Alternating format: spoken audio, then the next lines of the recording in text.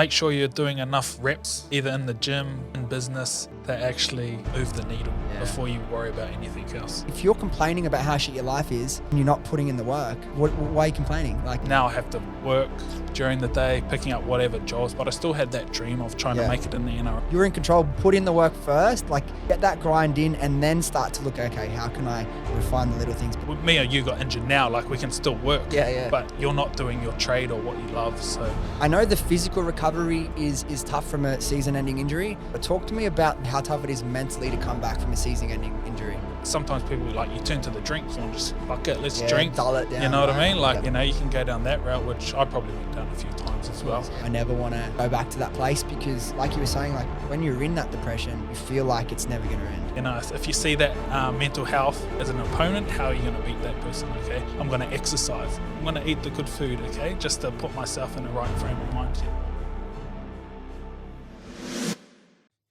All right, we're back, episode 20-ish or something. I never really know exactly what episode we're up to and recording. We're just chatting quickly off air. I'm fucking really pumped for this episode as someone who grew up as a massive sports fan and footy fan and now someone who's really into personal development. This is going to be an epic podcast. We have Troy Savage, former professional footy player, had a massive journey trying to come through the grades, Roosters, Para, started over in NZ. I kind of want to talk to you about that whole journey and now the founder of Savage Mobility. Everything mobility training, you're a mobility coach. And I think one of the reasons I'm most excited to have you on and why there's going to be so much value in it for so many people is because I was looking into doing some research and you said something that makes so much sense. Why this whole mobility space is so good. It's like, because no one fucking does it. No one does it. So if anyone commits the time and effort to challenging themselves to be better in this way, you're going to get those gains so quickly, those beginner gains, and it really can change your life really quickly. So that's why I'm super excited to talk to you, man. But thanks for coming on. I appreciate you. And yeah, bro, thanks again. Thanks, brother. Let's go. Let's dive into it. Let's do it. So much to talk about. Where I want to start for you, bro, let's start at the start, man. I want to know about your journey, everything that happened before you came over to Australia back in NZ. Talk to me about where you grew up, and you started off as a rugby boy, as a lot of the boys in New Zealand do, wanting to be an All Black. Talk to me about that and kind of what life was back there. And through school, I'm kind of interested, were you really into the education stuff or was all sports, all footy for you? Man, you've prepared very well, bro. I'm pretty impressed. I'm pretty impressed, you know. So obviously I grew up in New Zealand and so probably for the first 18 years of my life, I was good at sports coming through primary school, intermediate and high school, and I sort of enjoyed my rugby as you do as a young New Zealander. Yeah. So, and then sort of I went to high school where rugby was huge, just that whole culture around it. And, I wanted to be an All Blacks type of thing, and I went down that route. Really enjoyed my sports, but the pressures that come along with it as well. And trying to be a professional, you don't realise that not many people do actually make it. Oh, but less than like 0.1%, right? Yeah, exactly. But as you're coming through, you don't know that. You don't think about. You can't think about got that. the blinkers on, and you're like, I just need to be that. And if I don't, I'm gonna. I don't know whatever's going to happen, you know, and go through those different journeys. So, sports was a big part of my life in that first 18 years. Yeah. And one thing I'm curious about as well, you grew up in NZ. What was the town called that you grew up in? Napier. And there was a bit of like gang culture around back when you were young. I want to know as well, did that affect you, the man that you've become, being exposed to that? I know me growing up in Western Sydney, not like the fanciest areas, and going to a public school where there'd be fights every day and people smoking in the toilets. I feel like that actually gave me a good platform to handle myself in the real world, because you just kind of have that street smarts, just how to work in different situations. Just feel like growing up with some of that around you kind of impacted you when you were growing up and made you the man you are? Yeah, definitely. It's sort of, that whole street smarts thing. And it's funny when you go back and think about it, like there was two main gangs, right? There's the Black Power and there's the Mongrel Mob. One's blue and one's red. Yeah. Where we grew up was a Black Power area, so I wouldn't wear red. Because it was just like you just don't wear red, and then all my look, I'm wearing blue today, now, and I don't even know. I got blue shoes on, got a blue shirt, and that's my favorite color. Yeah. And then unknowingly to me, like you just pick up these things and go, okay, I don't need to go down that area, or if I say this or wear that. So you sort of get a little bit of street smarts in that sense. And I think, just knowing sort of how to navigate that world is super important as you get older as well. Do you feel like was footy a bit of an outlet for some of the kids to not get, too into that gang space? Like, was it a good opportunity for kids, or like parents wanted their children to focus on something like footy that kind of kept them away from getting into that world too much? Yeah, because it's easier to slip down those alleyways, like going down the bad path. I've had a few mates like obviously join the gangs and whatnot, but sport was my outlet. Rugby was my outlet. It teaches you discipline and things like that, training. You can't drink too much because you got sports in the weekend.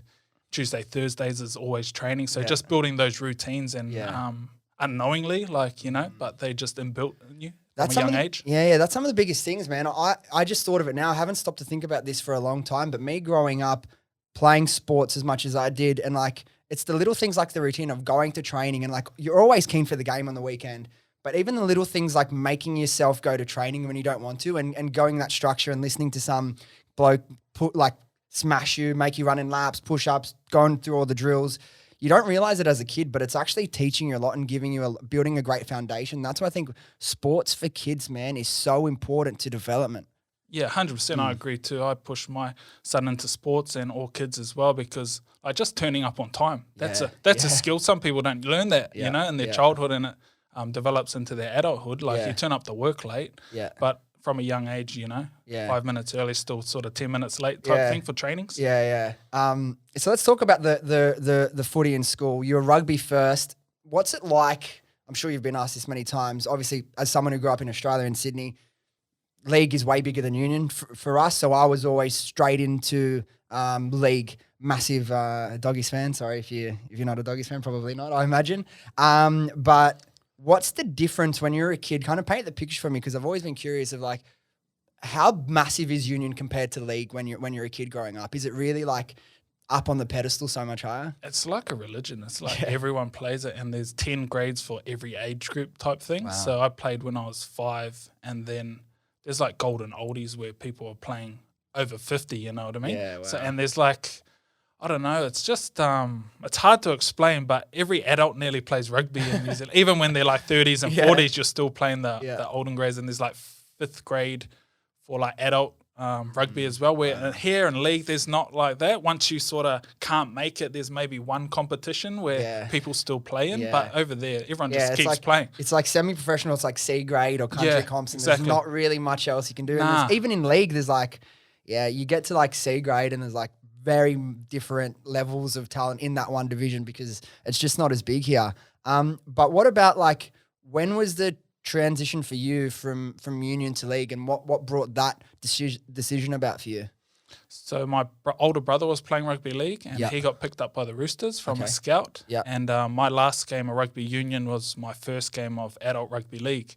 So I finished my last game of like first 15 high school rugby, and then I went to my first adult game of rugby league. Same day? Yeah. That's nuts. After that, and then I probably played 5 games of rugby league, and I was only 18. I was playing against adults, and then we went to a tournament, and there was a team from Australia that brought over like New Zealand players from Australia to New Zealand, and their manager was the scout for the Roosters, Arthur Beetson. Might know him. I definitely know. I was going to ask you about that. Getting scouted by Arthur Beetson, that's pretty epic, right? Yeah, claim to fame. Great guy.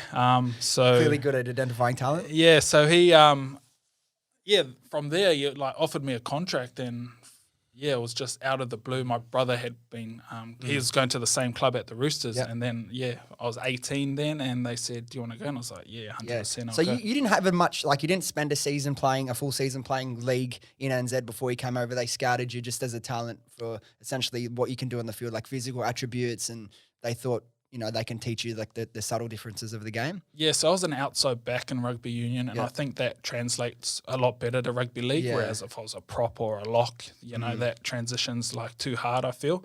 So I was a fullback in rugby union, and then I went to fullback as rugby league, but then ended up like wing centre. So when I first played rugby league, I was trying to not place the ball back like in Rugby Union when I was getting tackled. So I just had to like have all those little nuances that the differences between those two sports and just pick them up. And how long did that transition take for you to feel comfortable playing league rather than union, the sport you grew up with playing your whole life? Probably 2 years. Yeah. I was lucky enough to go into a real good system with a real good coach and jersey flick at the Roosters, Jim Dimmock, Nice. ex-Bulldogs. Yeah, So Bulldog legend, just a super smart coach, and he sort of taught us just all the skills, and we did a lot of video sessions. So I really picked up like the footy IQ part real well. Because you went into that organisation, the Roosters, was it right after the grand final win or was it after the grand final loss? Like they were They just lost to Bulldogs that year, and I went the next season. But you won. Did you win 2003 or 2002? Yeah, they like beat the Warriors in, I think 2002. Yeah. So, but the first day I walked into the Roosters changing rooms, I go to the left-hand side and there's Craig Wing, Brett Finch, Craig Fitzgibbon, Anthony Minicello, Nathan Kalis, Adrian Morley, like superstars. Absolute and I was just legends like, of the game. oh my God. And then even on the other side was like a Premier League side, and those players had all played. Eventually we were going to play NRL as well. Who was in the reserve grade team at that point? Sia Soaliola, the Payer brothers, like Shane Shackleton, like players like that. Yeah, just coming through before they made NRL. Yeah, and I got a question. The way you reacted now is like, these are massive legends. Obviously, you know what you with your mindset now that there's so much knowledge you could soak up from these guys, and just being around them and watching how they prepare and watching their mindset and watching the way they, go about their business to prepare and become the best athlete they can. How were you at that point as a young 18, 19-year-old? Were you aware of where you were, and did you soak up all the information as best as you could? Or do you think maybe looking back, you didn't fully grasp that opportunity with like, fuck, these are the absolute legends of the game, Yeah, I definitely didn't grasp the opportunity. I was just more in awe of them, and I couldn't. I think I was real shy at that stage. I'm quite introverted. Yeah. And I wouldn't go talk to them. Like I'd just be like, If they they talk to me, I'd talk to them. But I wish I had the confidence that I would now. I'd be like, hey, how do you do this little play and step up to like you'd be running drills with them. So, and I'd always just like hang at the back, but there was like a lot of opportunities that maybe I missed because I was being like shy and introverted at that time. Yeah. And what about the transition, not from Union to League? How did you handle the transition from NZ to Sydney? Was that a big leap for you, or did you settle in pretty quickly? I was all right because I had my older brother. I think that was the main part. He only stayed for the first year, but that was enough to, settle you in a bit. We had it pretty good. Like we had an apartment. They paid us. Like we didn't have to work and all that stuff. So that was sort of taken care of. But yeah, as you sort of get to that 18 and living by yourself, you got to work out things like cooking dinner and doing your own washing and stuff like that. The family back home, were you? Yeah, Mum used to take care of all that stuff. Yeah. Oh, big change. Yeah, exactly. What about, so talk to me about the journey. Okay, we'll get through all the mobility stuff and kind of what you're doing now, but I want to unpack kind of what made you who you are today and the lessons you learned along the way. Talk to me about your journey from footy. So you land, you're at the Roosters, you're going through that transition phase. You got a really good, you're working under Jim Dimmock. He's obviously an awesome coach. What were the next steps? What was your first year like in league, and how long were you at the Roosters? I was at the Roosters for about 2 or 3 years, playing under 20s. So the way to get the NRL was like under 20s. Then 20s was massissive back then, right? Nah, it wasn't. Oh, was that before? Yeah, it was before. Like NYC before? So I went 20s, Prem League, and then first grade. Okay. And then I felt like I got a bit stuck when the under 20s comp came in and became the main thing. Yeah. I was sort of in that age where I couldn't play 20s because I just was a year or two older, and then they pushed that real hard. So I sort of fell out into the New South Wales Cup and had to go like part-time. Yeah. I still like trained full-time with the Roosters at one stage, and I felt like I was just about to get my debut, and me and my mate were training part-time with the Roosters, still with sort of under 20s, a little bit of full-time. He got his debut that year, and then I was like, okay, I'm about 2 weeks away. I'm pretty sure I'm 2 weeks away from maybe debuting. And then the coach retired. Who was the coach at that point? Chris Anderson, I'm pretty sure. Okay, yeah. Yeah, they're having a horrible season. And then Freddie Fittler came in and then sort of he restructured everything, and they were sort of on the outer anyway. So, and then that sort of put me down that route of just playing in New South Wales Cup because I was too old for 20s, obviously, then. And just, Yeah, that was hard because now I have to work during the day, picking up whatever jobs, but I still had that dream of trying to make it in the NRL. And what sort of jobs were you doing like along the way? Because it's a lot better now. Like if you're a top 30 contract, they're like, isn't like 150K minimums? That's really good. What was it like? What sort of jobs were you having to do to support yourself when you were like hustling to get that NRL debut? It's like construction jobs, labouring, digging holes and stuff like that, traffic control. So you'd work all day during the day, and then you'd do your footy at night. Did you find that when you're at these jobs, all you're thinking about is footy? Oh, I just hated it. I was just like, because I had mates on big contracts. I was living with two guys, and they were playing first grade. I was going, fuck, they got it so easy. I wish I had it like that. It's like, you know how you hear like anyone goes down to Storm and Bellamy will make them do like 2 weeks or a month of like an apprenticeship or a trade like on the tools, so they realise how lucky they are to be playing rugby league. Do you feel like you like it gave you a sense of gratitude to be able to be around people like that? Or did you think like that back then, or was that something that you developed more later? I was just sooking the whole time I was working, but now I understand. Like it's taught me lessons that I've only learnt in my 30s, but in my 20s, no. I was just hating life and just digging holes and being like, fuck, why is the world against me digging these holes, Oh, bro, trust me, I get it. I say all this stuff now and I ask you these questions, but when I was 18, 19, 20, there's no way I would have been thinking like that either, bro. It's just all part of the process. Okay, you go from there to Para. Was Para straight after Roosters, or was there anywhere in between? Yeah, there was a big gap between. So I went from the Roosters, sort of that system, I went up to Gold Coast, Burleigh Bears, like Queensland Cup. Stuff? Yeah, nice. And then I broke my leg in probably the 4th or 5th game. So then I had to go back to New Zealand because I couldn't work in that, had no money. So had to rehab my broken leg. I didn't even do proper physio, I think. I did like 5 sessions of physio and just done it myself after that. And then I sort of played Newtown Jets, which is sort of our local area here. Where else? And then I went to Wentworthville. So that's probably like a 6-7 year period between like full-time Roosters towards getting to Para. So I call those like the dark ages, the dark times of sort of working and trying to figure out how to get back into like a full-time NRL contract. What do you think, looking back now, what was the hardest day in your rugby league career? Probably, that broken leg or any type of injury where it was a season-ending injury, and that was my season-ending injury because I was trying to work my way back, and just dealing with injury is a hard thing when you're not going to play the rest of the year out and your year's over, and you got to impress to earn that next contract, because I was just on 1-year contracts pretty much the whole time, and that's difficult because you go through like the whole season cycle of off season, you're going to build yourself up for a big preseason, and then you got to start of the year, you want to really play good and impress coaches, so you get a contract. You're getting to the end of the year, there's no nibbles, you're not getting anything, and then the season's over, you play finals, but I know now I've got to search for another club, or where's my next opportunity come from?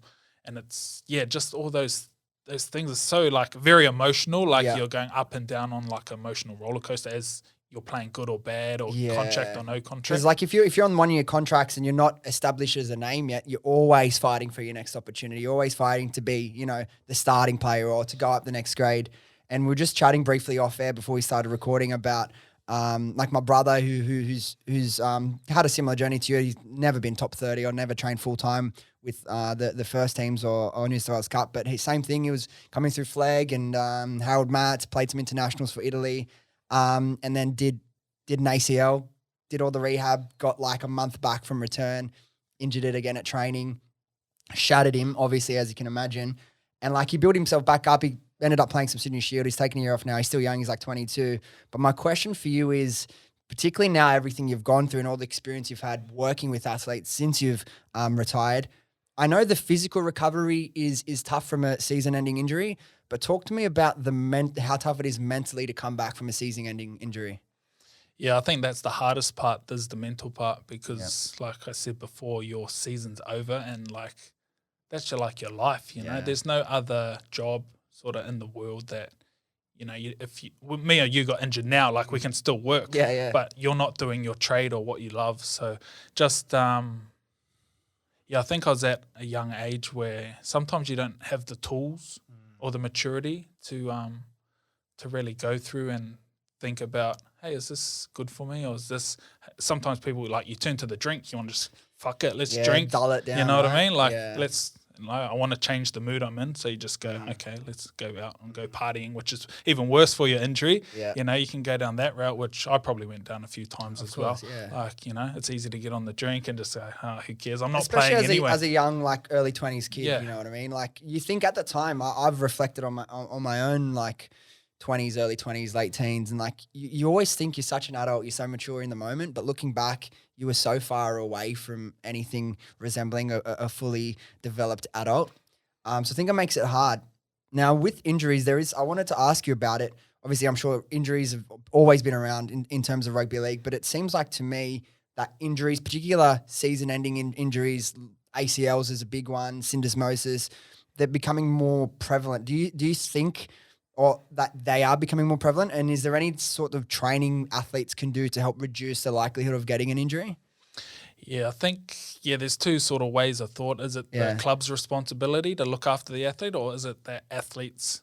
And I think it's both. Yeah. But I think the athlete themselves needs to take on a bit more responsibility. Yeah. I try and get them to look at themselves as a business.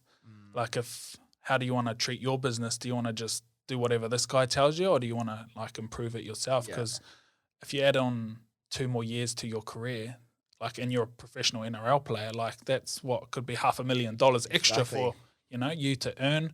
Can you play better because you're not injured? The more games you play, obviously you're going to play a bit better, so your worth goes up, like all those little things. So can you invest like 30 minutes or 10 to 30 minutes each day just to make sure you're not getting injured, and doing like little rehab exercises, stretches, what I obviously do, just to prepare yourself better, because like footy is like a physical game. Like you never know when your career could be over. Like there's guys just getting head knocks now, and the research is saying, right? You shouldn't keep continuing playing. So, and there's ACLs you can do too, and you're gone. Yeah. So you never know when it's over. So it's just doing the right things and having a good crack at it, so you're preparing yourself. And how much when you're at an NRL club, obviously they have strength and conditioning coaches, but do they put a lot of focus on mobility? I'm sure it's probably getting more ingrained now in what they do, but what was it like when you were coming through? Was there a lot of flexibility and mobility work getting done? Nah, there was pretty much zero. I felt when I first came through. But that whole space of strength and conditioning's from this 10-year space is just like skyrocketed with everything. But I think that comes along with the professionalism of the game and the money going into the game and what these players are worth. Like there's $1 million players now, so you better look after them. Yeah. And you sort of see now in the NRL where an injury can ruin your whole season. Like if teams are going into the finals, say like Melbourne, where Ryan Pappenhausen, he's out. He's like one of their main players. So, they didn't make top 4 maybe because of that reason. So it's super important. His was obviously just an impact injury that you can't. Looked so nasty, Yeah, man. that knee looked ugly. So like those impact injuries you can't, but maybe the soft tissue ones, like Roosters picked up calf injuries and that, maybe you can do a little bit around that. Sometimes you can't, but it's just putting the right systems in place to give you your best opportunity, I feel. For me, from an uneducated standpoint, I haven't done no training. It's like I feel like a lot of people, obviously the professional athletes at the highest level, I'm sure now everything's done programmed for them. But so many people tend to just jump straight into lifting heavy straight away, like isolation training, without building a solid foundation or core, or the flexibility or mobility or the strength in your bones and ligaments first. Do you see that a lot when people come to work with you, why they're so tight or so many injuries, that people just dive straight into heavy weight training before really building like a foundation underneath it? Yeah, but some people just don't know how their body is supposed to work until they actually come across things, Your body's going to tell you if it's not working properly with an injury. Your body's like, say you're going to lift a heavy weight, your body's going to do that, but is it going to do it in the right way is the thing. Yeah. You know what I mean? So people come away sore. It's probably a heads up that you're not doing it properly, or you get injured, all these little things that your body's trying to tell you, but are you going to listen or are you going to not listen? I just think back to when I started going to the gym from when I was like from 16 to 26 every day. And like, I had no fucking idea what I was doing. And I know Neither did I, don't worry. No, just like with my mates, and I was always one of the smaller kids in the team. I started at halfback, moved to fullback, and like I'm playing with these big Tongan boys, some old boys. I'm like, oh, here we go. So you're at the gym trying to like put on as much size as you can, not knowing what you're doing. And one thing that I know you struggled with and was probably the biggest thing for me, and I think there's a couple of things that impacted. I think the way I used to sit, particularly in school, and then lifting heavy with deadlifts and squats and stuff, something that really fucked me for a long time was lower back pain. Now, this is something you've struggled with, right? And I imagine a lot of people that come and work with you struggle with. Talk about how you, like, what's some good ways to alleviate that lower back pain and that tightness, because it affects so many people. Yeah, so that's sort of how I started. I had my lower back pain. I was, 27? Yeah. And I was just waking up out of bed every day with a sore lower back. And I'm like, I'm 27. I'm not like 47 or 57, but I feel that way. And I was like, there's got to be another way. And so that sort of started my journey down that mobility track. And I just felt like a big part of it was tight hips. As soon as I started loosening up my hips, because that obviously is connected to everything. And once I started moving those real well, then it alleviated my back pain. So that's where I start everyone, instead of starting at lower back strengthening and whatnot like that. Like a lot of my people have got super tight hips. I do a little assessment. I just go, just fix that first, and then we'll see if that lower back pain is 9 times out of 10, it's not there anymore. Yeah, I feel like that's where I'm at now. My probably biggest thing is tight hips. I do I do a lot of martial arts. I've been doing martial arts for probably 6 years, and because of the amount of kicking and stuff we do, and probably the lack of stretching I do in my own personal life, my hips are really, really tight. Like my hip flexors, like all the way through my psoas, all that region's so stiff and so tight. But I'll tell you what it was for me. I don't know if you've had many other people like this. I had, when I went to, actually Cairo helped me with 95% of my lower back pain.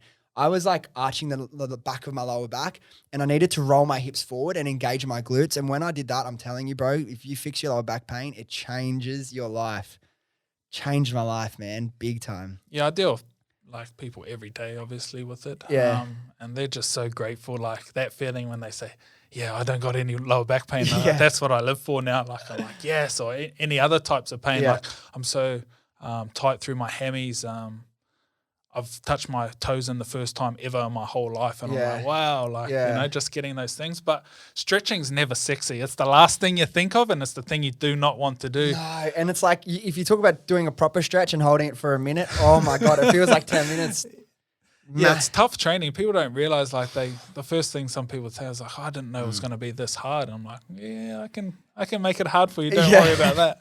And I wanted to ask you, bro, you put out so much epic content. So it's kind of hard to recreate on a podcast, obviously, but you do a lot of like really cool, like beginner challenges or beginner exercises. What's some really good things that beginners can do that want to improve their mobility or flexibility that isn't too difficult that they can do at home? And of course they can jump on Instagram and check out how you do some of these, but what's some really good ones that beginners can try at home? So the main one is the couch stretch. It's where I sort of started. There was a CrossFit guy at the time, Kelly Starrett, that really promoted that. And I went, okay, I'm going to begin there. So everyone, I get them to do that. So it's pretty much a hip flexor stretch where your one knee's on the ground and one knee's up, and you just sort of lean back a little, and it just stretches through your quad and hip flexor. Yeah. I find that sorts out a lot of problems just doing that. But the main thing is the consistency, right? Yeah. Like, you can do it every day, which is a good thing for hips. Different parts of the body, obviously, the groins take a lot more time to recover, so you can only do them maybe 1 to 2 times a week. Hips all day. But a lower back, maybe it depends on how tight you're pulling up after. But bro, that's interesting. I think I need to come to a session with you legit because I never played like proper professional rugby, or not even semi-professional rugby. I think I made West once. But one injury I had from my footy career is I was so done, man. I was at a footy training, midwinter, freezing cold night. They hadn't even warmed up yet. The boys are kicking goals from like the 40-metre line. I'm like, bro, let me at it. Kicked it. Bro, my groin just went, and I remember hopping from the 40-metre line, and I lay down under the in-goals, and it was the worst pain I've ever got from an injury. It was probably only out for 3 weeks, but I still feel that my right groin is not good. And when I was trying to work on it, I was stretching it every day.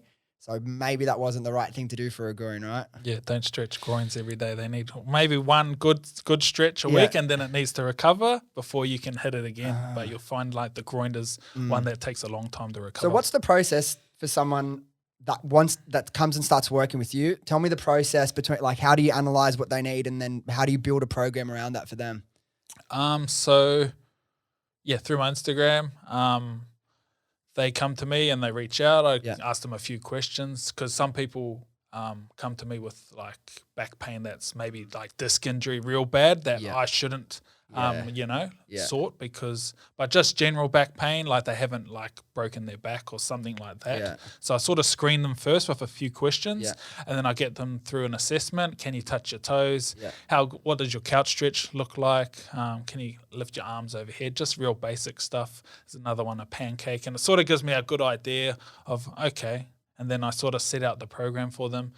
And it's pretty much just doing it now. I've had like, I think 2,500 people through. So I've seen that many, all shapes and sizes. I've heard all the problems. I've heard all the excuses. And you just do this and we'll sort your body out. And don't worry. That's like the biggest missing link, I feel like, for me. I'm always looking for how I find the next 1%, 2%, 3% improvement in my life.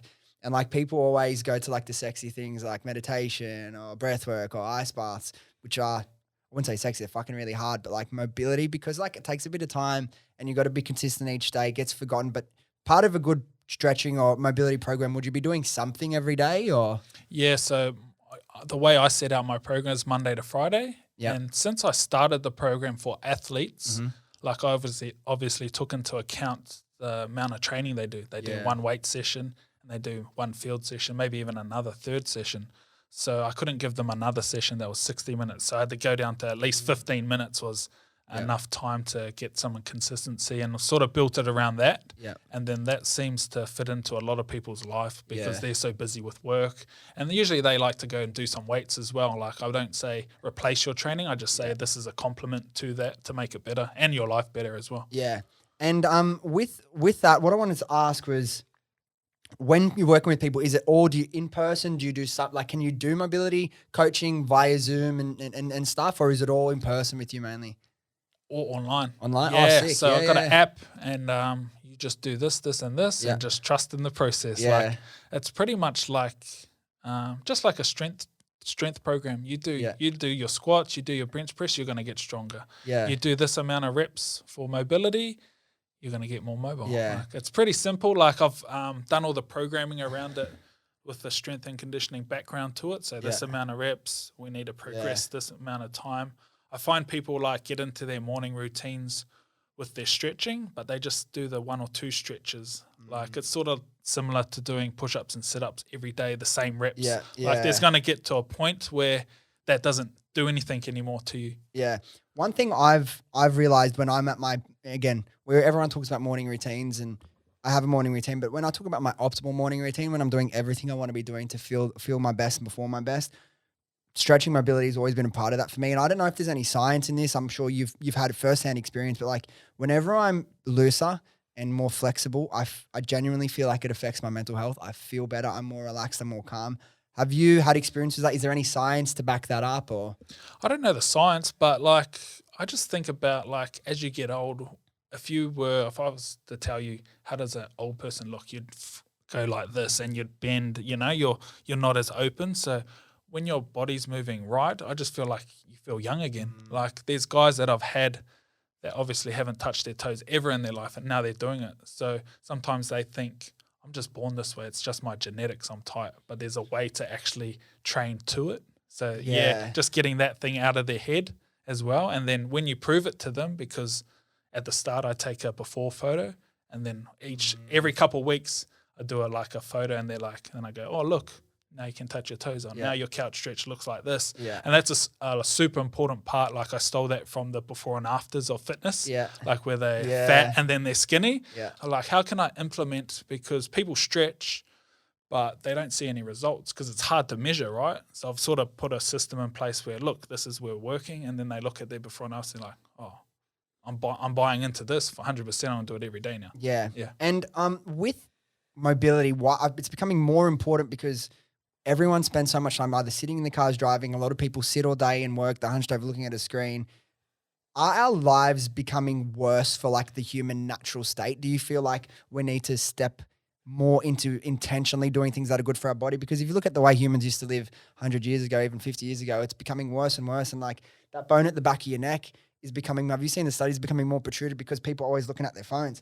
Now that bone at the back of your neck is sticking out so much more. Have you realized that, and do you think that's fucking why mobility is so important as well? Yeah, I coached my son's soccer team. Yeah. And we done a bit of a mobility warm-up. Yeah. And I looked at them and they were really bad. Like some movements, they were like, oh, no, they should be a bit more limber than this. But yeah, and I think it is from that technology. Like if you're on your phone, you're bent over. Yeah. Right? And then obviously they're on the computers all day as well. So I think just something to counteract that is good for them as well. Yeah. Now, what else I'm really interested in, you've done a lot of things, you know, pushing yourself to grow mentally, physically. Talk to me about some of the other things that you've learned along the way and some of the other really good daily like practices or routines or things that you can lean on or use at certain times. I know you've worked with Wim Hof. I'd love to hear about your experience and some of the benefits you've got from that sort of work. Yeah, Wim Hof was good. I feel like it's a good tool to use when I need it. It's not something I do every day, but I know I've got it in my back pocket sort of thing. And yeah, it's pretty crazy. I went to the one where he came to Sydney and met him, got the photo and all that, done the breath work. And yeah, it's super crazy. And especially for a first timer, that when you do it, I think the good thing about it is it gives you an instant response. Like you only need to do it for 2 minutes and then you can feel it working. Whereas mobility, I might need to do a couple of sessions before, you know. So it's got that instant. That's why I felt like it took off so good. And it's so easy to do. You don't need no equipment. You're just breathing in and out. And for people listening at home that aren't aware of it, it's pretty simple, right? Can you explain kind of how you do the standard Wim Hof, like the morning breath work routine? So it's just 35 breaths and it's 100% breath in. So, and then just a normal let breath out. So, and it's just that 35 times. And then on your last breath, you inhale 100%, let it out, and then you hold your breath on the out breath. And then, I did 4 minutes, 30 seconds, I think, just on an out breath, holding my breath. Yeah. Wow. And then you sort of get the tingles because you're oxygenating your body. And it's like you've had like 2 cups of coffee, I feel. Yeah. It's mental, man. There's so many things that are on my list to do. And like, I just need to give myself, allocate the time in my routine to do this sort of stuff because I just know it's going to fucking change my life. What are some of the other things you've done? I know you've gone out of your way to do a lot of training. Is there anything else or diets or routines or things that you've picked up along the way? Probably tried every diet. Yeah. What else? You did carnivore for a while, Yeah, right? did carnivore like that. Not doing carnivore at the moment. I like meat, so aren't you vegan? A veggie, yeah. Veggie, yeah. Yeah, so I did that. I just felt it was interesting. I was like, really can eat meat just for whatever? And Joe, are you still doing that, Joe? Not 80%. Yeah. He's doing the meat and fruit one. You know, we can add blueberries and stuff in. Yeah. Yeah, so I did it and I was like, wow. Oh, it actually does work. I was like, what happens when your body doesn't have fiber? Like, are they lying to us? Yeah. Well, that's the thing. Like, we've had like multiple people with different ideologies and things that they've done with diets and stuff. We had an actual dietitian on here to give proper advice, which was good to people. But like, I'm veggie, not because I think it's the best for everyone. For me, as I tried it and it fucking worked really well for me. I was the classic watched Game Changers, and it's like, oh fuck, let me try it, and I felt so much better, man. Felt more. It's funny. I heard you speaking about some of the benefits when you first started on carnivore, like clarity, right? and just the same as me. But all I was eating was like vegetables, but I still eat, bro. I eat so much carbs, man. My body's like a furnace. I eat that shit up straight away. But I've always been a big consumer of carbs, carbohydrates. I don't get crashes. I don't have problems with digestion, and it worked so well for me. I think with diet, training, whatever, the biggest thing, and I'm not a qualified person giving advice, but is try different things and find what works best for your own body, right? Yeah, exactly. There's 6 billion people in the world. There's not going to be one right answer for all of us. We're all built differently. We always have different microbiomes in our stomachs and everything. Different lineages and everything. So I reckon just choose whatever works for you. Yeah, don't get down to that like cult status. You need to go like that way or that way, because that's when it gets a bit. That's when it gets messy, bro, and that's when everyone like can go wrong. And when some of these elimination damage or limitation diets can become damaging is when you take it to the extreme and you're like pushing your body to the place that it isn't good. You got to always be able to listen to your body. If you're doing a vegan diet or you're doing a carnivore diet, listen to your body, observe the signs it's giving you. If it's giving you good feedback, then maybe it's okay to continue doing it. I want to change the pace a bit because there was something you've spoken about, and I think it's really interesting and it's really important.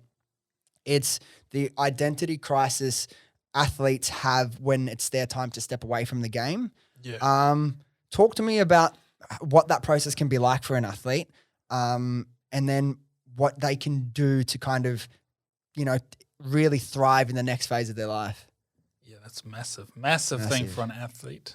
You like myself, I 10 years trying to be an NRL player. You have other guys who have their whole life revolves around footy. Your whole routine of your day, your week, your month, and your whole year is through footy. So when you go out of that, I was speaking to a few like RLPA, which they look after the players, the transitioning period. Yeah. And that identity of I identify as a footy player, now it's taken away from me. So who am I now? And just dealing with those questions. Even when I didn't even play NRL, I nearly made it and then I still had that identity. I was like, I'm a footy player, but now who am I? I think it's a scary like question for yourself because like, or during my career, like I was just like, I just want to be an NRL player. I don't want to be anything else. And then you get to the end and like, oh, okay, what am I going to do now? And then you go on another journey. But some players don't. They just, I don't know, go into their shell, go down depression routes and sort of things like that as well. Look at the really recent example of Paul Green, right? Like, exactly. Was a coach. That's who he thought he was. That's all he thought he could be. Massively. As someone who spent a lot of time like in the footy scene, and I'm sure he still mates with a lot of footy players, what do you think? Where is like the mental health space in terms of like rugby league players now? They're doing a way better job through the NRL and the RLPA on helping players and having those support systems. That's the main thing. You got to have like ex-players being able to speak to players coming out of their careers and stuff like that. I think just having someone to talk to that's gone through it is like a super thing because you don't think it's ever going to get better. Yeah. Because I spoke to my mate, who's like one of my best mates. He played NRL, and then it's a funny feeling because he was speaking about like where else were you going to get a feeling that you're running out to 50,000 screaming people, like screaming your name, wanting you to win, wanting you to lose. Like where else are you going to find that in life? Like those highs, like where are they going to come from? We spoke about trying to find something better than footy after your career. So just like going down maybe passion routes of what you want to know, but trying to set them up during your career, before you transition out. And just I think the NRL and the RLPA are doing a lot better with players transitioning because you don't want see those top players go into depression. But obviously with the coaches as well, they need it as well. Like, sure. Was that something you were actively considering when you're like the back end of your rugby league career, or you finished and then you kind of had a period of what the fuck do I do? Finished and what the fuck? What the fuck am I doing? Like I went overseas to do 2 years in France. Oh yeah, how was that experience? Yeah, that was awesome. Like done that travel thing around sort of Europe and see what that lifestyle was like. So that was when I knew my career was over. Like I'm not chasing NRL. I'm just playing because I don't know what to do with my life. Did you kind of enjoy it more with the pressure off your back playing, or was it different without the hunger? It was different. I wasn't at my best, I felt. It was harder. And then I came back to Sydney and I went, I'll play some A grade, right? Yeah, yeah. And I was horrible. I was unfit. I wasn't at my best because I hadn't been training the amounts that I used to. Yeah. And then I done my Achilles. I was like, that's me. I'm done. Yeah. I couldn't walk for like 2 months because I tore my Achilles. I was on crutches. I couldn't work and all that stuff, and it was killer. So just to finish me off footy, just wanted to give me one last injury. But do you think the injuries that you experienced throughout your career like led you, like I know you found the lower back thing and that's kind of what you got into it, but do you think going through the injuries and realizing the suffering people go through in your career led you onto this path of becoming a mobility coach, even if it was a little bit down the line? Yeah, because I think I just understand what they're going through. Sometimes it's not the exercises that help. It's just that, hey, bro, I've been through this as well. This is what I've done and this is what I felt. Like I even just yesterday I was speaking to someone, I think he did a shoulder. And he's like, and I just told him, this is what's going to happen. You're going to have your good and bad days. And him just to lean on me, I feel like can like give a positive effect to that guy's life. And he's not playing in NRL or anything. He's just a normal footy player. So whatever injuries are happening at NRL, there's like 10 times more injuries happening in the lower grades as well. What is your advice for people that might have a season-ending injury, like my brother, ACL or a shoulder, Rico, they need to get done? And I'm not talking about the highest grades, reserve grade, NRL, like park footy players, A grade, C grade, all that sort of stuff. What's your advice to someone when they're down in the dumps and struggling after an injury? I feel like you want to get like a good thing to think about is like, say I did my shoulder or my knee, how can I get this knee back to 5 times as strong so it's never going to cause me an issue ever again in my life? I feel like people get it back to just being able to play, which is why I think they re-injure it all the time, like just good enough to get another game in. Like it's still sort of sore, but how do you get it back to 5 times as stronger? Like maybe you don't, but at least it's going to be stronger than what you were before anyway. But particularly with like park footy players, like maybe there is an opportunity to do it because everyone was probably taking it for granted and not doing any proper strengthening or mobility training beforehand. So there really is a possibility. On the injury thing, while we're talking about it, I'm curious to know your thoughts on like the culture in the game, particularly in the higher grades, obviously, of like painkillers and injections and just as soon as you get an injury, smacking back like the everything like that. Versus, like, sure, it's good in the short term if you need to play on the weekend, but is it actually healthy long term? No. I think 5-10 years ago was super bad. It was just hot painkillers, like tramadols, like super like hardcore pills, not just your local normal Nurofen or something. Like these are like, you know, another level, and they're addicting, obviously. So, yeah, playing with injections. I think the NRL has sort of tried to clean that up. Just all the players coming through the grades from Harold Matts and SG Board, a lot more professional now. You see like Cleary and Luai, you know, they've come through the grades and how professional they are now. So I think they've really cleaned that all up and they've sort of got the bad characters out of the game, like the doctors. Like, you know, you have your club doctor, he can pretty much prescribe you anything, you know. So I think they've got those bad characters out of the game. They've cleaned that up real good. But like 5-10 years ago, it was bad. Like, did you play through many injuries and ever have to needle up to play? No needles, but like I was playing on like rotten ankles and like I just strap it up and go again. And that was sort of the culture at the time. Like, if you can play, just like does that damage you long term sometimes, like playing through those sorts of injuries, or? Yes and no. I think it does develop a little bit of a toughness in you as well, which is probably a positive out of that negative.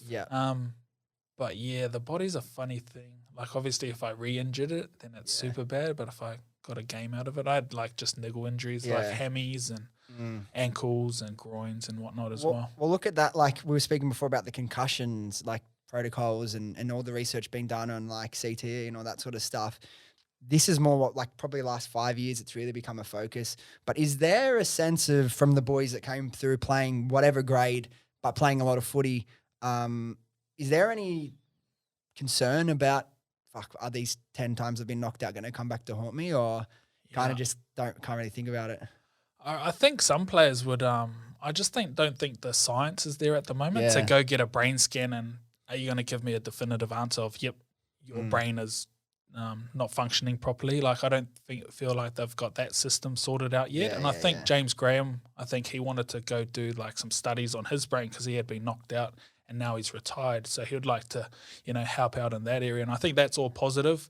But I don't think it's going to be really good when the proper results come back. I've been knocked out myself and like it's, pretty scary feeling as well. And it's interesting you mentioned James Graham, how his attitude shifted in the space of a year or two. When he was playing, even the back end of his career, he was like, nah, if I get knocked out and I want to continue to play, it should be my decision. And he was like the face of that and that tough old school footy mentality. But even him, recently to see him say about, we got to start treating these brain injuries properly, because I suppose the clarity you would get when you retire and you realize as much as footy or any sport you're playing can feel like your life, because it has been for 10, 15 years, there's 50, 60 years of your life to live after sport. Yeah, you're just in that footy bubble where you think footy is life and my career starts when I play and then it finishes when I play. You know, that's my whole life. But then you retire and then you get a whole new perspective on life, different routines, obviously.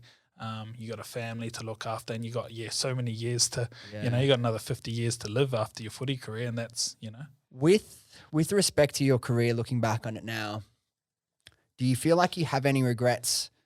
And I don't mean regrets of like on-field stuff. You can't, like you're in the moment, you can't control that. More regrets around maybe your attitude in certain situations or preparation. Did you prepare to the best of your ability? Do you have any regrets looking back on that? Like anything you realize you could have done differently, or? Yeah, like heaps. That sort of was my journey after I finished. I had that chip on my shoulder. Why didn't I play NRL? Like, what could I have done? Could I have eaten properly? Could I have trained better?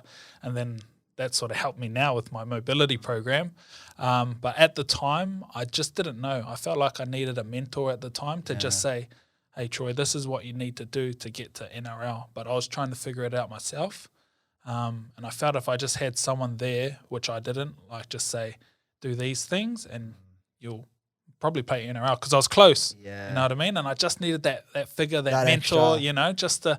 Just push me in the right direction. Maybe it could have been a coach or a teammate, just to get me there, just to get me over the line. That's so important. The importance of mentors, like in young people's lives, particularly young males coming through, whether it be sport or business, because we're as young men, we can be so like egotistical and emotional and have that chip on your shoulder. And yeah, that's all well and good when you're successful and things are going well. But then, like everyone does, you have those not successful periods. It really can shake your internal self-worth and self-belief. And mental health for me is something that's really important in my life. And I've been very lucky and very blessed. I think there was probably 3 or 4 months in my life, early 20s, where I experienced maybe some level of depression and very short period, but it scared me enough to realize I never want to go back to that place, because like you were saying, like when you're in that depression, you feel like it's never going to end. Yep. What's your relationship to mental health now that you've learned everything you've learned? You have a family, you've matured. What's your relationship with mental health today? I sort of think of it like a little bit differently. I'm like, if mental health was an opponent, how would you beat it? Nice. You know what I mean? That. So, and then you have a look at it like, what are the things to make him win? What would you do? You'd have a horrible sleep. You'd take substances. How do you like reverse that? Don't tell people what they should do. Tell them what they shouldn't do, sort of thing. Just another different inversion type thinking of it. So have a bad sleep, be on your phone, be on social media 10 hours a day, and then people are like, oh no, I probably shouldn't do it, but I'm actually doing it. So, if you see that mental health as an opponent, how are you going to beat that person? Okay, I'm going to exercise. I'm going to eat the good food, okay, just to put myself in the right frame of mind, Yeah, I love that, man, and I love the way you phrase it. And I think that's why all these things outside of, like, whether it's be footy or business, for example, is so important. Like one of the guys, I don't know if you would know him, maybe you saw into content creation, like Hormozy, the massive. He just put out a we love Hormozy. Oh, bro, bro, I listen to him every day. Yeah, so, bro, Yui introduced me to him a few months ago. He's probably my favorite content creator and an absolute legend. But he came out with a piece of content a few days ago that I saw and I thought was interesting, and I respect it, and I agree with what he means by it, but I just don't think it'll work for a far majority of people because it's not realistic. He said the optimal morning routine is waking up and training yourself to work straight away. Yep. And like, I get that if you're that 0.1% that can wake up and work from the point you wake up until 10 o'clock at night and be happy, I think that's great. But I think there's so many other things that are so important to the human experience that can put you in your best place. And rather than being depressed and miserable and working for 14 hours a day, 16 hours a day, if you can treat yourself right, give yourself an hour, 2 hours in the morning to do things that are going to set the intention, set your energy for the day, you'll get more shit done and you'll be much happier in 10 hours than that depressed person would be in 14. Yeah, 100%. Like you can get your things done. I also see his perspective because I heard that too, and I was like, do I have too many things? What can I take out? That's what you automatically. It's like, okay. Can I just get to my work straight away? Yeah. Like I thought about, but I also found like, I think his wife said like she can like imagine if I came here and I had a bad sleep last night. Yeah. And that's pondering on my mind. Yeah. You know what I mean? I feel like you should be able to have a super bad routine in the morning, but still perform as well. Like still go to the gym. It doesn't mean you're. If your morning routine goes out of whack, it doesn't mean your whole day's ruined. Yeah. It's interesting, man, because I'm always like, I get those thoughts and I 100% agree with him. And I thought, well, there can be phases or days in my life that's the reality. But like, I have that internal like debate, I'm sure you have it too, is like, am I really caring about myself or am I just being a little bit too soft and balancing that? Like, I need to get shit done versus, no, I need to care about myself and give myself, the right amount of self-love to, be my best version of myself. So it's an interesting dynamic when you're out there going after something. But I think you just got to, like everything, everyone's balance is different, right? Your balance will be different to your wife's, different to Joe's, myself, you know what I mean? So finding that balance will be unique to everyone. I think he really simplifies things. He wants to find the simplest version that cuts out everything to get to the result. Even like his book is super like thin, like it's not massive. Yeah, 100 mil like Leeds, is that the new one? What's it? Offers. Yeah, Leeds is the new one he's working on now. While we're on the whole content creation thing, you've been putting out epic content. Nearly all your reels are doing really well, so congratulations on that. But what's your piece of advice to people when they trying to build a business off like organic content, or a massive strategy of building their business off organic content, as someone that's been extremely successful by doing it? First, you sort of got to figure out like the volume side. Can you put out enough content? Because you only learn through putting out content, I feel. And there's always nuances that like the time that you post, or suddenly the algorithm changes, so now you got to change. Do you have to add captions? Like all those little things, and you can't get it perfect before you put it out. You just got to put out first and then learn on the run. I think that's the best thing. And then it doesn't keep you so scared of what's going to happen. And like one piece of content can like skyrocket, and you never know what the best content is. Like I think, oh, this post is going to kill it. Yeah. And then it goes like shit. And then you have one like, that's stink, and then it's like it goes good. Like, so you shouldn't be the judge of your own content. It's whatever everyone else thinks. Yeah, we've had the same experience, and I think that's where a lot of people get stuck is they feel like they want to get everything exactly right and everything planned out, and before they start putting content out to the market. But as much as you do that, you're going to be right half the time. You're going to be wrong half the time. You need to just put the content out, let the market dictate, okay, is this actually good? Is it crap? And then you'll see, like, if certain styles of videos are working really well, maybe I'll try make a lot of content in that space. Another question around the business structure of like the way you've been able to grow a business, because there are a lot of online coaches in all different aspects of life that are trying to grow their business.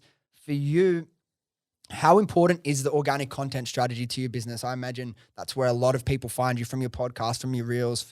Is that a core part of your business, and how have you been able to grow that online business? Yeah, super important. So as I put content out, that's sort of my like lead gen, if that makes sense. Yeah. That's one part of it, and obviously run paid ads as well. And then sort of that gets the people in, they do my mobility program, and then I try and improve on my product. I think this is from Hermosi. I'm getting paid to do market research on my own product. Yeah. Like as he says, and I'm like, oh yeah, that's what I'm doing actually. Yeah. So I've got to keep improving my product so it can grow like organically as well, not just like I have to pump ads and my ad spend's going skyrocketing, like, you know. That's not sustainable though, because if you can have a really good period where your paid ads are killing it, but if like the algorithm changes for paid ads and all your 85-90% of your business is coming from Facebook ads, and now that's not working, you're kind of leaving yourself very vulnerable. I've got a question for you. Can I cut you? Yeah. 100%. How did you go with all your stuff like on those early days? Like, I'm guessing yours was 5 years ago, and that's different than what it is today. Very different. What are the sort of different? I need to get some tips from you too, bro. Very different. Oh, bro, we'll chat offline as much as you want. Bro, for us, what I just said about diversifying your channels was so important to us. Early days, I'll tell you what blew us up, and it's so classic, but it's different today. We were in the sweet spot of influencer marketing. We could put our product in the hands of almost anyone, and they're going to return us 3 to 4 times what we paid them. Now, that's just where influencer marketing was at the time. Over the years, influencer marketing has changed because, for one, organic reach is down for a lot of people. Unless you're a good influencers posting with a product, used to get 30, 40,000 likes. Yeah. Now you really have to be a content creator. You would know that yourself. You have to really be adding value to your audience, educating them or entertaining them in a really unique way. It's not going to cut through just holding a picture up of whatever product you're marketing. So that was massive. And what influencers did you sort of? Bro, heaps, man. Like we've worked with hundreds. Like we've worked with like the Hem Brows before. I think we worked with Alex Twall, like some footy players as well. Just trying to hit. Our strategy was to work with as many different influencers as we can, in different like market segments, but we do it at a time. So for example, if there are a clique of influencers, which there were, that were based around like the Brisbane area, and you know a lot of their followers would overlap, we would try and plan out about 10 to 15 influencers that in that clique, that pocket of where like their followers would overlap a lot, that all hang out, you know, create content together. Like Michael Finch, that makeup guy, and all that clique back in the day was a big one. We'd work with 10 of them over the space of like a month or two. And then the first time they'd see it, it's great. And then they're constantly being reinforced by this product, by all their favorite influencers. And you do that up to a certain extent. And then because that group of people has been really saturated with your product, it starts to become less effective. Then we identify what's a new market that we can go after. Then it would be some athletes, because that was another, it didn't last as long for us, but we was really good with like working with fitness influencers, because they want to be hairless on stage. They want to have smooth skin. They got no shirts on, always at the gym. So then that would work with us. Another thing we then did was like, okay, look at the young mums, the whole young mum thing. So we would spend a couple of months really focusing on like a core demographic, nailing down on that. And then when it was starting to become less effective, because we'd just hit like a level of saturation, we'd move on to who we could target next. Yeah, it's good when you hit 1, 2, 8. It's like, yes. Yeah, oh, bro, you'd hit some. And like, that's like what you said. Like, you could do as much research, and after doing it for a few years, you'd learn, man. Like, you know what to look for, but like you'd find some influencers and you'd pay them $5,000 and they'd return like 2 sales. And you're like, yeah. Fuck. And then you'd pay another influencer $1,000 and they'd return you 30,000. Yeah, it's and crazy, you're just like, huh? How does this work, man? But yeah, it's changed heaps, bro. Like, if you want to be successful with marketing on social media today, you got to do it like you. You got to be creating valuable content. And it's all video content now. It's TikTok Reels. Like, that's the best way, I feel. Well, how did you go with like scaling up the amount of content? You said that's what you got to do. Identify, hey, how much can I actually do? What was like a bit of an unlock for you that allowed you to level up that side of your business? Just planning the structure behind it. I feel like sometimes I've freestyled content and it just hasn't come out right. But when I have my structure there, I know what I'm going to say. Obviously, exercise content works well for me. So I know I need to do like 5 exercises when I go do my workout. I have a mate that I work out and we film each other. Got a good camera, slowly upgraded the equipment, and that made me feel better, even though more confident behind my content that I was putting out. And then, that real planning, and then just doing it, getting the 5 bits of content, and then editing it all myself, learning all that. And I got help now from a guy who edits my stuff. He used to film all my stuff, but then he moved to Japan. And it killed my life because I didn't have a filmer and an editor. And so, but now I send my stuff towards him. I send my podcast to him as well, and he cuts up. We try to get 3 to 5 good clips out of a podcast like this, and add on the captions and a little hook in there as well, and all that sort of stuff. You know what I mean? And I've been going through the journey with the boys as well. Obviously we've been focused mainly on the last few months was on the podcast content, but also for a while, like there's a big thirst for like anything e-commerce knowledge. How did you do it? Some strategies, because it's always changing, and so many people are looking to start businesses. And we've had days where like we're driving to a meeting, and I'm like, let's just film me talking in the car. I'll ask me some questions. And it was the same, because I have really high standards. If I'm going to put out a piece of content, what I had to realize is I'm not Gary Vee, who like Gary Vee, you can record him at any point of the day and it's a clip. It's going to get 1 million views. I'm not there yet. I need to, and that's the thing I learn about myself. I'm like, no, we need to take the time to plan it. What do we want to say? What's the point of this clip? And then think, what's the value for the audience? Otherwise, if you're freeballing it, it's just so hit or miss, man. Like, particularly if you're early on, like if you're like a fucking been doing this, speaking on stages, putting out content for 10 years, you can probably get away with it. But when you're earlier on in your journey, I think planning it out is so important. Yeah, a bit of self-awareness in that, and then context to the situation as well. Like, we're not Gary Vee, and we can't just put out anything. Nah. And he's been speaking. He's like got 20 years business experience as well, and he's around the superstars, and he can get away with anything. If you got a bit of fame, I feel like you can get away with anything. Like, but when you're building your audience, you have to be really good, man. You have to be really good. Yeah, you may as well sharpen up on the production quality and that as well, I feel. And how is for you, I checked out your like results page. We had Jade Spooner on, I don't know if you know her, from Evolution, which is essentially like a programming for dieting, and massive thing for them was their before and after and transition photos. Is that really does that work really well for you when people are coming to check you out, say, oh, here's our results page, and people would stretch here, now it's here? And yeah, that's my number one, lead gen is the results. I use that for everything, and I've made my own page so people can go there, and that's sort of like if I want to try and build the brand bigger than myself. I just want to have that just building in the background in case I need a pivot somewhere. Also, it's good to have another page because you never know when Instagram's going to ban you for something. I had a mate get banned recently, and like he can't do anything, and I'm like, really? And I wasn't even for anything that bad. So, bro, not even anything that bad. We just had our YouTube account taken down for how long? Like a month more? 6 weeks for nothing. For nothing. It was they got flagged for like the worst breach of terms that you could get. And we were chatting to people at Google and YouTube the whole time, trying to get them to fix it. They look into it. Bro, no warnings, no strikes. There's no one to talk to when it gets banned either. Nah. Like, who do you talk to? They all try to palm you off to anyone else, you know? And like, it's all general. Like, first you got to get through the robots. And then if you get through the robots, they don't know what they're fucking doing anyway.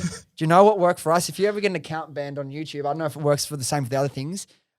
You have to call them out on Twitter because they aren't controlling that platform. They can't size. We called them out on Twitter. It's like, not called them out. It's like, hey, this is what's happened. Can you guys fix it? You guys aren't doing anything. A week later, account back up. Bit of social pressure. That's good. Yeah, because they had that big YouTuber, Steve will do it. He's like an outfit. Oh, bro, yeah. He got banned and like for what? He didn't really do it. Like he's been doing the same wild shit for years. Yeah, he's been he gives out a lot of money and everything, and he does some pretty good content. A lot of his YouTube stuff is giving back. It's just that's the thing that scares me about the way the world's going on. It's a bit off topic, but like the control some of these topics, the control that these big organizations can have over everyone's life. Like they're more powerful than governments now, bro. Like you control the information, you control the narrative, you control who can speak on any topic, then that's more power than any government really has. Yeah, that's why I sort of trying to get my awareness on TikTok as well, just in case my Insta gets banned for whatever reason. Yeah. I've got TikTok there. Yeah. Like try and capture some emails and like just diversify myself a little bit just for that safety, you know? Because like it's hard. Like I do not want to start from zero again. Yeah. I know I can, but I don't want to. Yeah. No way. And that's the thing is, like we're pretty open with everything we talk about here, but it's like some things you're going to put a piece of content out, you think, is this going to cause trouble? Or yeah, exactly. And you don't know, and then you don't even know if we've accidentally said something like, bro, you don't know until after. Like, what did I actually say that about? You never know, bro. That's what we were thinking about. Because we got one bad review on the podcast. Because we had a guest on, and this chick wasn't the dietitian, but she was speaking about her experience, and person didn't agree with it, and they put on something. The host is excellent and engaging. But the guest is putting out dangerous information. Fully respect that. I'm not hating on that, but we were thinking, yeah, you're right to put whatever you've got. But my thing was like, fuck, did we get flagged for that conversation? Like, did we not realize that something bad was said and we're putting out fake information about dieting and eating disorders? But no, it was just nothing, bro. Yeah, that's like, you just never know what you say. That's why I try not judge people when I see them on social media. Even if they say the most stupidest thing, I'm like, man, I've probably said some stupid thing, so I can relate to that as well. Like, I'll wait till I meet you, then form a decision. For sure. We're conscious time over the hour. Let me ask you a couple last questions and we'll wrap this bad boy up because we could keep going for another hour, I'm sure. Couple things I like to ask people because I like to really hear their answer, particularly you. You've gone through a pretty unique life compared to a lot of people. I want to know what's the best piece of advice you've ever gotten, and then what's the worst piece of advice you've ever gotten? Best piece of advice? That's a tough one. You could have told me more warning for that one. Yeah. Best piece of advice, I don't know who it was from or where it came from, but just make sure you're doing enough reps, either in the gym, in business, to actually move the needle before you worry about anything else. Like, you know, that's a really simple one. Like, am I even doing enough reps in that exercise to make myself grow? And you can apply that to, you know, all different areas. Like, essentially, that's like what Gary Vee talks about.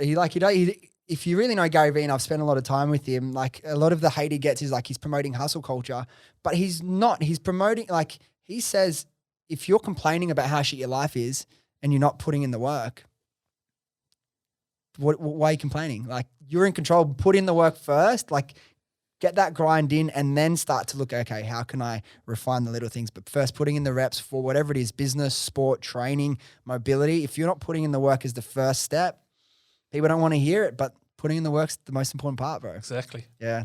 And then on the spot, worst advice. Do you remember anything that stands out? Worst advice. I can't think of anything. It's hard on the spot, eh? Yeah, definitely hard on the spot. Maybe, I wonder what a training one would be. I can't even think of a training one. Probably done a lot of bad things. You did the bad advice without getting given it. And we'll move on. We'll do one last question, which I don't ask all the time, but I'd like to ask you is, looking back at everything you've done, it can be from footy, it can be career, family life, whatever. What moment or achievement are you most proud of? The moment I left my gym job to go online and work for myself was probably the best moment. Wow. One of them anyway. So just being independent.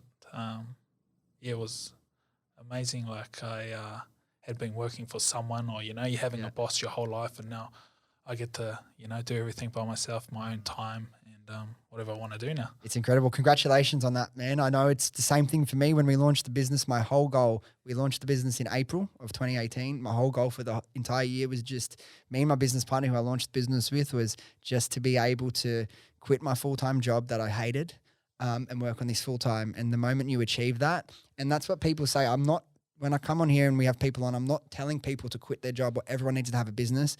But if you feel that urge for more freedom, like start figuring out what can you do on the side, like built around a passion, whether it be mobility. Okay, start putting out that content, filter on weekends, on after work, until you get to the point where you can make that leap, and it's going to be scary.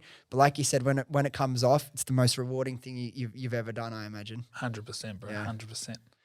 On that note, we'll leave it there, bro. Thank you so much, Troy, for coming on. Before we finish up, let everyone know where's the best place to find you on socials or your website, and let everyone know about what your podcast is and where they can find it. Just Coach Troy Savage on Instagram is probably the best way, and then I have links and everything. Find everything. Yeah, we'll link all your stuff as well for anyone interested in checking Troy's stuff out. Doing my research, I save so much stuff off your profile, so there's a lot of stuff I'm going to be doing. And legit, bro, I think I need to do some mobility, because I think quality of life will go up if I invest a bit of time into that. Got you, bro. All right, there we go. Thank you so much for listening. If you enjoyed this episode, could you please do me a quick favor and hit the follow or subscribe button? I honestly appreciate it more than you know. Thanks again, and I'll see you next time.